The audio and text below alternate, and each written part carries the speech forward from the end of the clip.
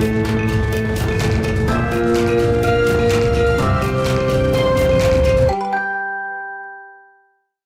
regardez Période d'essai, j'ai le plaisir de recevoir Olivier Meyer. Olivier, bonjour. Bonjour. Vous êtes professeur des universités et président fondateur de l'Observatoire ASAP.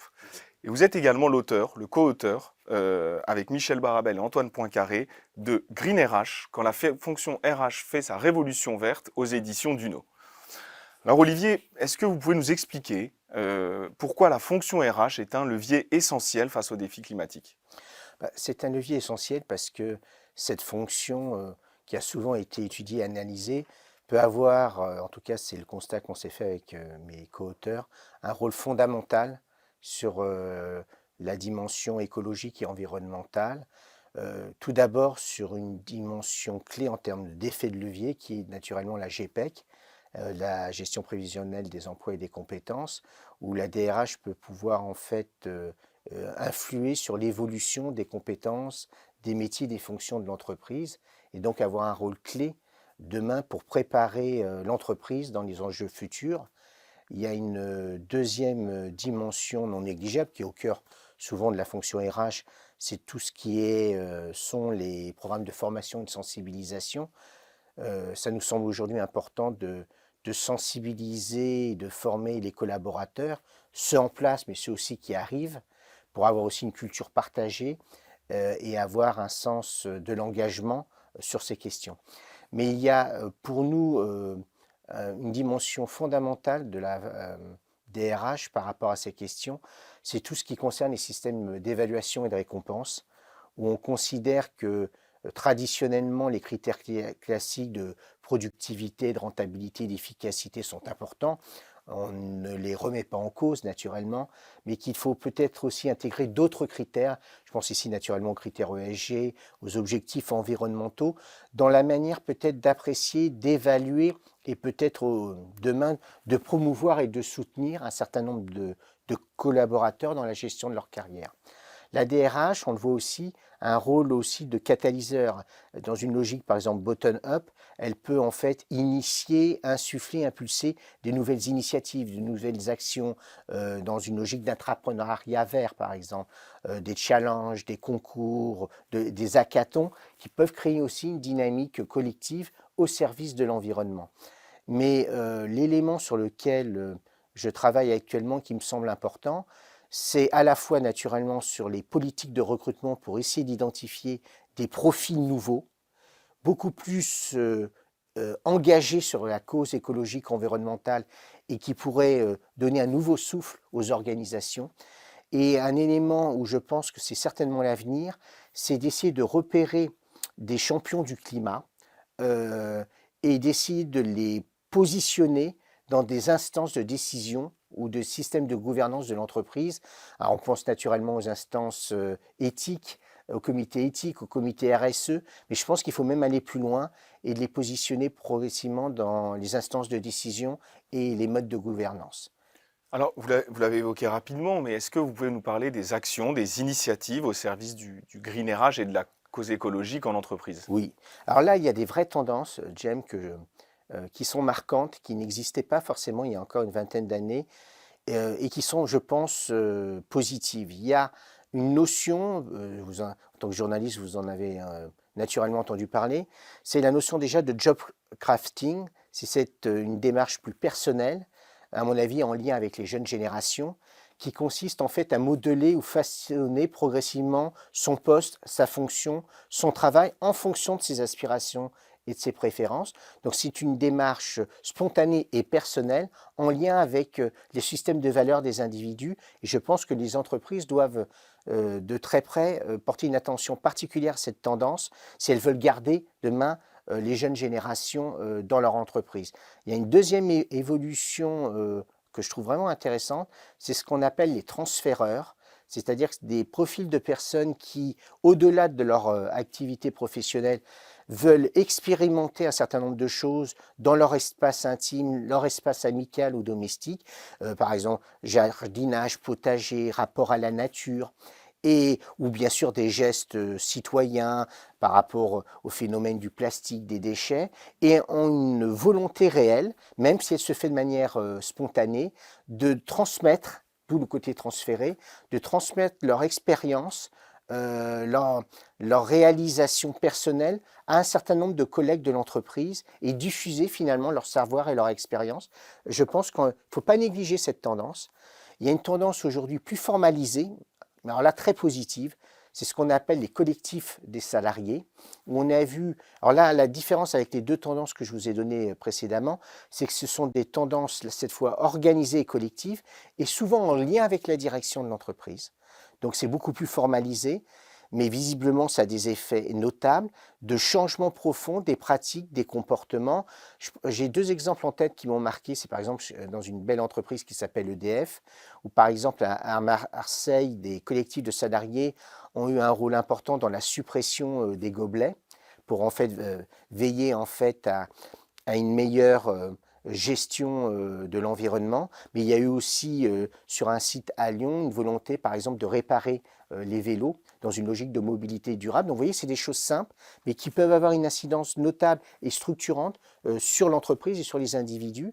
Et il y a un élément même dans une belle entreprise de type technologique, type Dassault Systèmes, et là même, il y a des collectifs de salariés intéressants qui ont voulu mettre en place des fresques du climat, intéressants au regard du secteur et de l'entreprise, mais aussi poser des vraies questions comme la pollution numérique par exemple, et essayer de voir comment on pouvait traiter ce sujet. Donc c'est quand même des tendances intéressantes.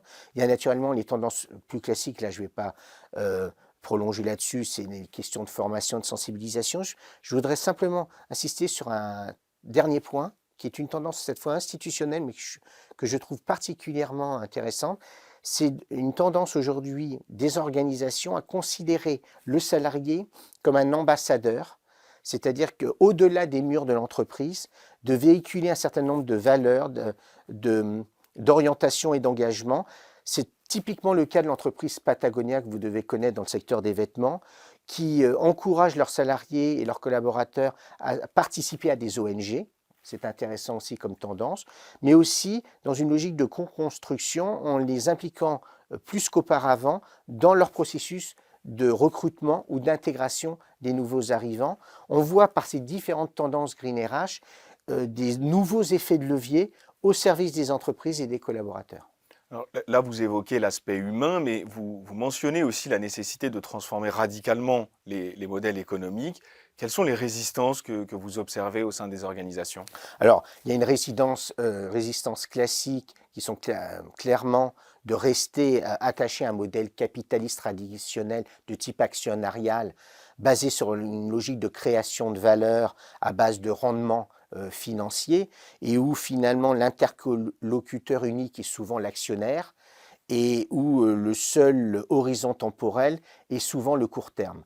Il y a un élément plus managérial, mais qu'il ne faut pas négliger, c'est que tout changement, alors là, a fortiori, lorsque ça demande des réformes profondes, modifie les sources de légitimité et modifie du coup, redistribue les cartes de pouvoir.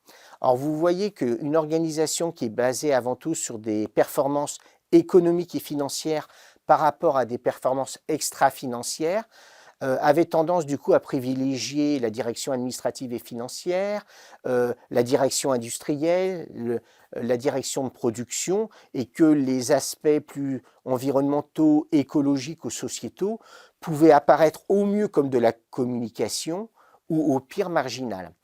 Et votre question soulève un point qui me semble fondamental. Je ne dis pas qu'elle est évidente, mais je me demande si le vrai problème, pour ceux qui sont vraiment engagés sur la cause écologique, c'est qu'on a souvent abordé ça, peut-être à tort, sur une dimension morale.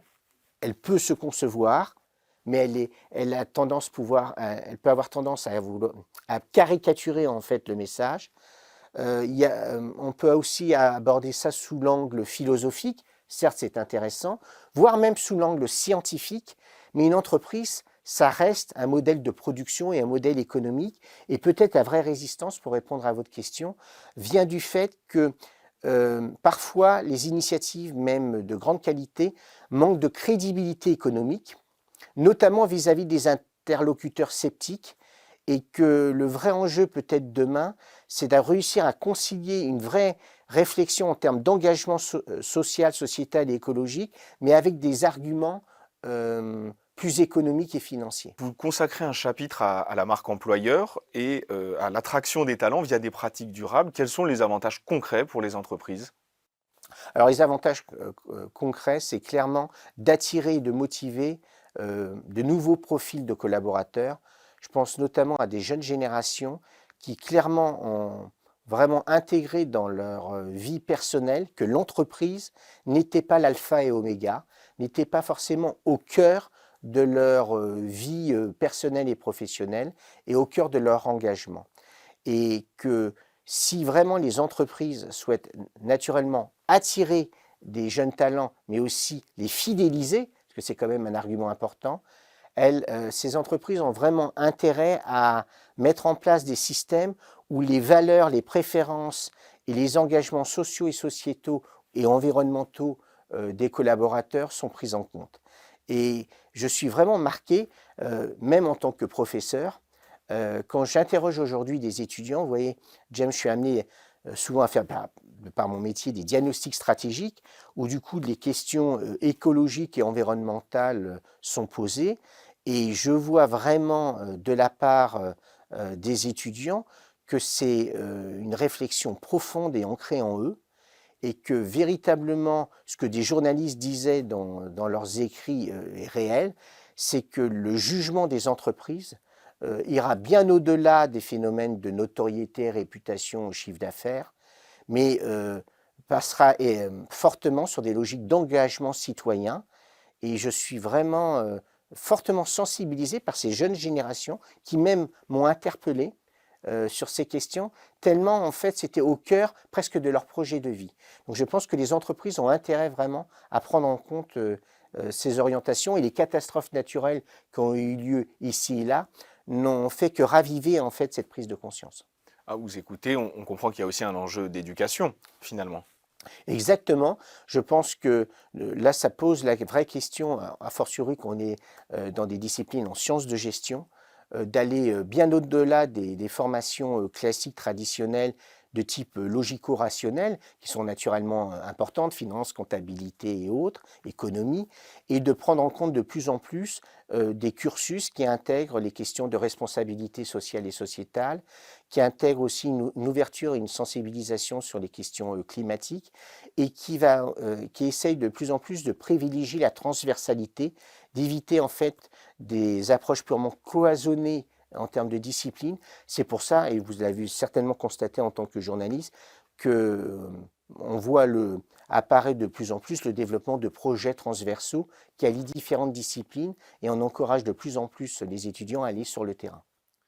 Alors, une question sur laquelle j'aimerais qu'on revienne, qui est celle de leadership écocentrique, Oui. qui est centrale dans votre réflexion. Est-ce que vous pouvez nous préciser alors ce que revêt cette expression à vos yeux, et quelles sont les compétences clés que le type de leader qu'elle désigne doit posséder? C'est une notion fondamentale, me semble-t-il, pour les organisations de demain. On pourrait définir finalement le leadership écocentrique comme une forme de management orienté vers la réalité du terrain, vers des faits, et surtout qui considère l'environnement non pas comme une contrainte, mais comme une force à la fois dynamique et essentielle, au service à la fois du développement durable, mais aussi de l'innovation collective et organisationnelle.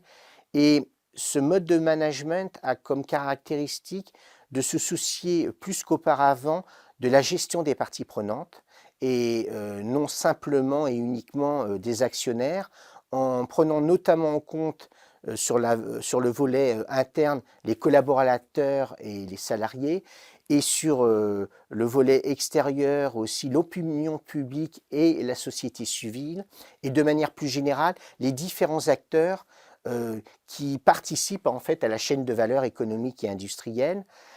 C'est un management pour moi qui s'appuie sur un mode de comportement autour du triptyque suivant: une forte humilité, une honnêteté, on y reviendra dans les discours et les actions, et aussi une forme de flexibilité qui me semble aujourd'hui essentielle au regard du contexte évolutif. C'est un management qui est fondé aussi sur une pensée, on en a parlé tout à l'heure par rapport au phénomène d'approche cloisonnée, sur une pensée systémique, c'est-à-dire qui permet d'établir des liens et des ponts entre les différentes activités et fonctions de l'entreprise. Je pense que c'est ça qui a conduit pendant très longtemps à marginaliser la question environnementale, parce qu'on raisonnait que par fonction, que par silo. Donc une pensée systémique et une pensée aussi holistique qui deviendra essentielle pour tout manager stratège, c'est de prendre en compte et d'apprécier et de mesurer toute décision et action par rapport à l'environnement. Donc c'est cette capacité à se projeter dans le futur au nom d'une notion de développement durable. Et si on devait résumer en un mot le leadership écocentrique, pour moi, c'est agir proche en termes de réalisation et de synergie, mais voir loin en termes, si vous voulez, de projection, de planification, de façon à la fois engagée et responsable. Olivier, vous affirmez que every job is a green job. Comment est-ce que cela redéfinit les parcours de carrière et la planification stratégique des ressources humaines? Pendant très longtemps, la gestion de carrière était dans un processus assez formalisé, formaté et assez prévisible, de manière séquentielle et linéaire. On savait qu'il y avait des notions de ton de grade, que chaque étape amenait à une autre étape et on pouvait presque dresser en fait son parcours, sa trajectoire professionnelle. Je pense que les chocs climatiques, environnementaux changent totalement la donne et vont nécessiter le fait que les entreprises vont devoir en fait faire en sorte que leurs collaborateurs et salariés aient la possibilité de faire beaucoup plus d'expérience au sein de leur organisation ou en dehors de l'organisation pour se confronter au réel, pour se confronter en fait à la réalité du terrain, avec finalement des parcours qui pourront être beaucoup plus riches et diversifiés, beaucoup moins logiques d'un point de vue fonctionnel. Et moi, ce que je vois dans cette idée que chaque travail demain ou chaque poste puisse être demain orienté vers, c'est qu'on peut même penser demain qu'on verra des collaborateurs partir de l'entreprise, avoir des expériences émotionnelles, d'engagement très fort, en lien souvent avec l'environnement, la cause sociale, sociétale et écologique, et reviendront enrichis dans leur entreprise, je crois, de moins en moins à des parcours formalisés. Ça ne veut pas dire que le collaborateur quittera définitivement l'entreprise, mais je pense qu'il y aura des moments où le collaborateur en fait partira de son entreprise pour apprendre autre chose, notamment sur les questions thématiques environnementales, avec des expériences de vécu, et en fait réussira dans le modèle transféreur que j'évoquais tout à l'heure, pourra en fait valoriser ses expériences dans l'organisation. Olivier, si on reste sur cette perspective future, quelles sont les compétences RH, managériales qui permettront demain à chaque individu de se mettre au service de la cause environnementale? Alors, ma réponse va éventuellement vous surprendre, en tout cas les premiers mots, parce que je vais parler de compétences tout de suite économiques et financières. Alors, pourquoi je disais ça? Ça revient à notre conversation sur la crédibilité économique.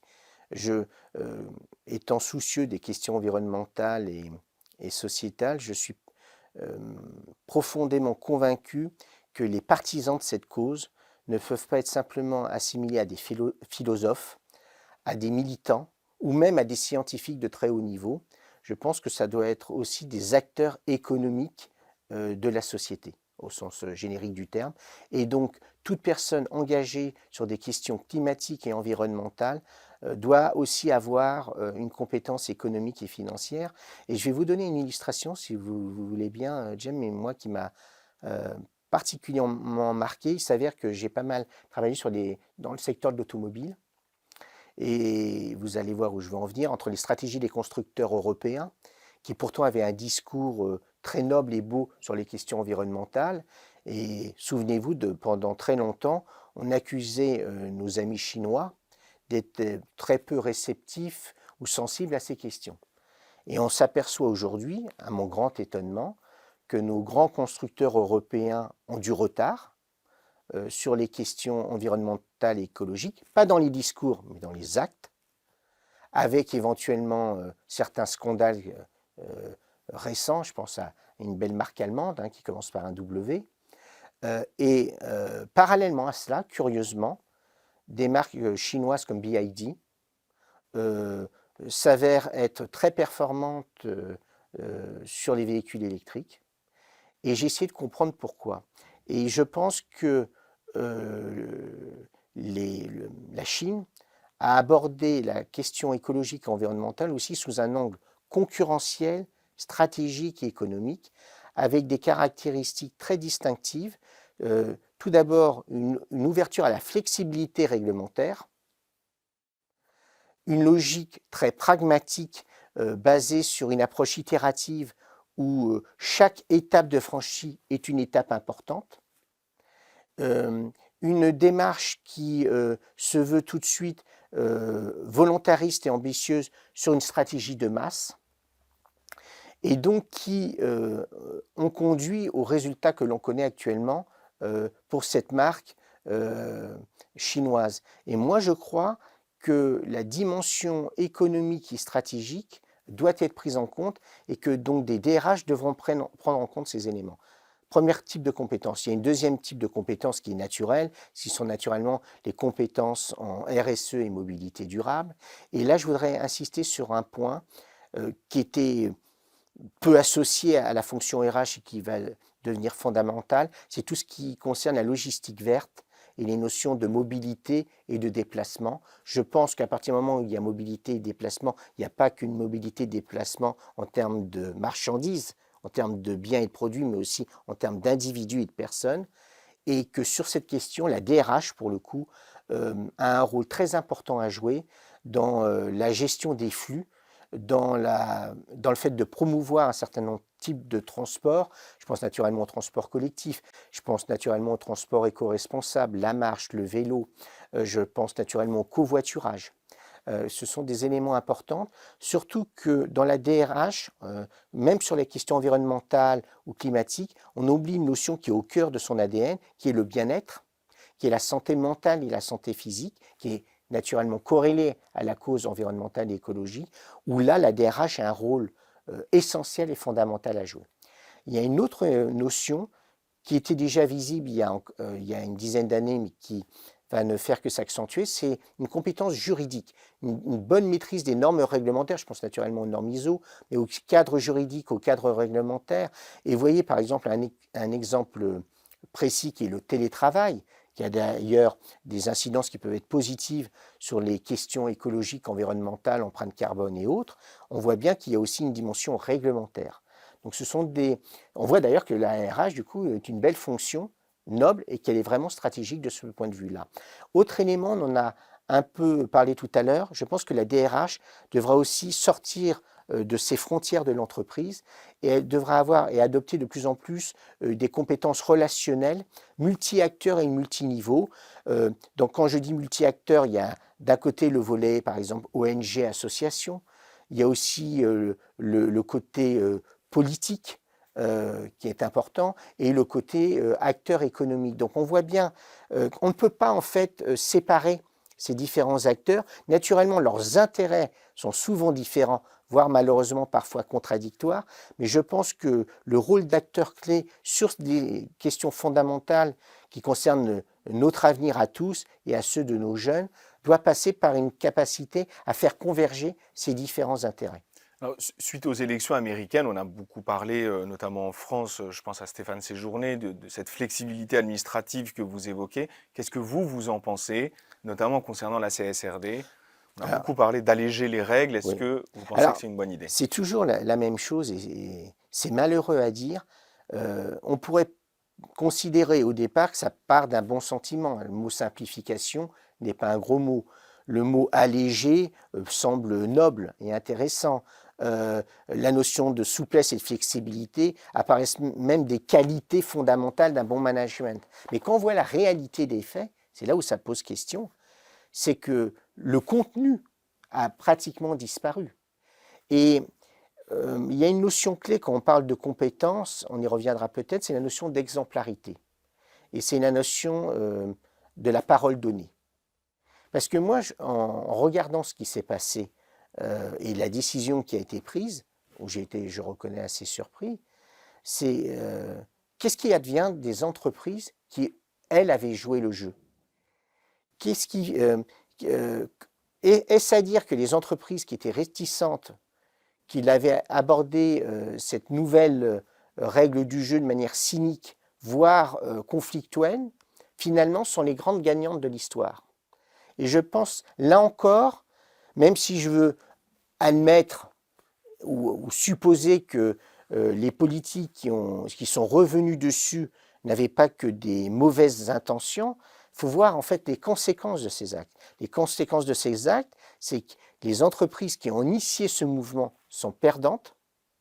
Qu'est-ce qu'elles vont dire demain à leurs aussi collaborateurs? Je mesure qu'il y avait eu de la communication interne, mais aussi externe. Et qu'est-ce qui advient de la notion de cynisme? Est-ce que le cynisme, est-ce que la peur, est-ce que la réticence sont les qualités fondamentales pour réussir dans le monde économique? Donc c'est ça, moi, qui me gêne. C'est-à-dire que je pense, enfin, en tout cas, je veux admettre cette hypothèse qu'il n'y a pas une volonté forcément négative de tout remettre en cause, mais peut-être les politiques devraient prendre plus conscience de l'impact que ce peut avoir sur l'opinion publique et sur les entreprises, a fortiori celles qui, de manière délibérée, s'étaient engagées sur cette cause noble. Vous avez assez insisté sur le rôle très stratégique des RH. Si vous deviez leur donner un conseil pour initier une transition écologique ambitieuse et échapper au greenwashing, qu'est-ce que ce serait? Alors pour moi, je suis très marqué par ça, parce qu'en plus, ça repose sur une notion et un concept très fort, qui est la notion d'hypocrisie organisationnelle. Je fais naturellement référence aux travaux de Niels Brunson, et des travaux ont été faits notamment sur le cas Volkswagen. C'est dramatique. C'est-à-dire qu'on ne peut pas en permanence se moquer des gens. Le marketing, la communication, ce sont des effets de levier des moyens. Ça ne doit pas être une finalité en soi. Et le bon mot, le bon discours, malheureusement on le voit souvent chez les politiques, le bon mot, le bon discours ne fait pas un grand politique. Et dans le même ordre d'idées, le bon mot, une communication séduisante ne fait pas une stratégie et ne fait pas une entreprise citoyenne engagée et responsable. Et moi, dans ce cadre-là, je pense que la cohérence et l'exemplarité doivent être de mise. Et je peux comprendre que ça ne soit pas si évident que ça. Et moi, mon conseil que je donnerais, c'est mieux vaut faire peu, mais bien, que des grands discours éloquents, mais qui finalement sont contredits par les faits. Les résultats et les conséquences sont désastreux. Pour l'entreprise et sa réputation, pour les collaborateurs, ils risquent d'avoir vraiment du désengagement, de la démotivation, voire des départs. Et à un moment donné, les entreprises seront un jour ou l'autre sanctionnées. Bien, merci beaucoup d'avoir répondu à Un mon plaisir. invitation.